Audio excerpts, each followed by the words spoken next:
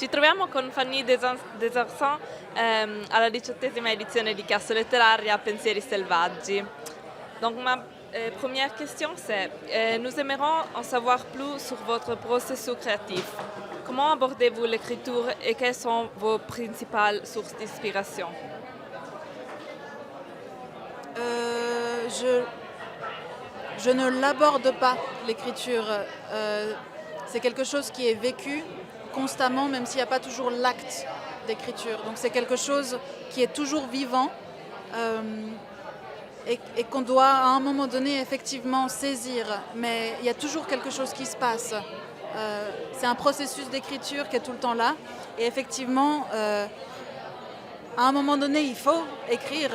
Et là, pour le coup, pour moi, c'est une grande difficulté d'essayer de comprendre qu'est-ce que j'ai envie de dire, ou plutôt comment le dire. Mes sources d'inspiration, en ce moment, j'écris sur la croyance, la foi.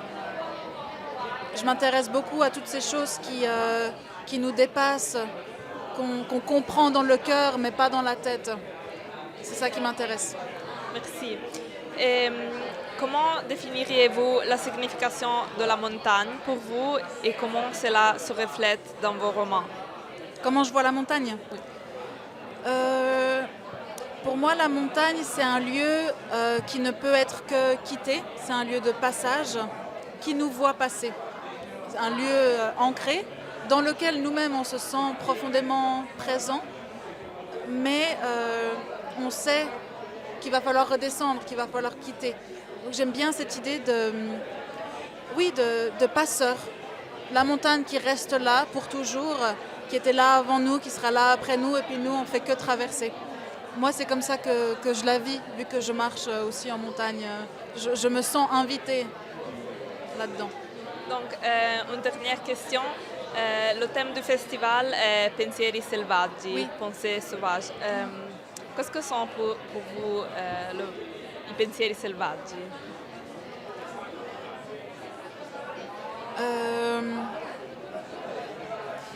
Les pensées sauvages, je pense justement, je disais avant, ces choses qui nous dépassent, qu'on ne comprend pas forcément. Je pense que c'est ça. Le sauvage qu'on a en nous, c'est quelque chose qu'on ne peut pas maîtriser, mais qui existe malgré nous et au-delà de nous. Donc je pense que c'est un peu ça. Après, c'est un peu comme quand on dit la nature. Qu'est-ce que ça veut dire finalement? Parce que la nature, c'est nous-mêmes qui la faisons en fait. Il n'y a plus de sauvage. La seule part de sauvage qui reste, c'est justement ce qui est hors de contrôle. Merci beaucoup. Merci. Grazie.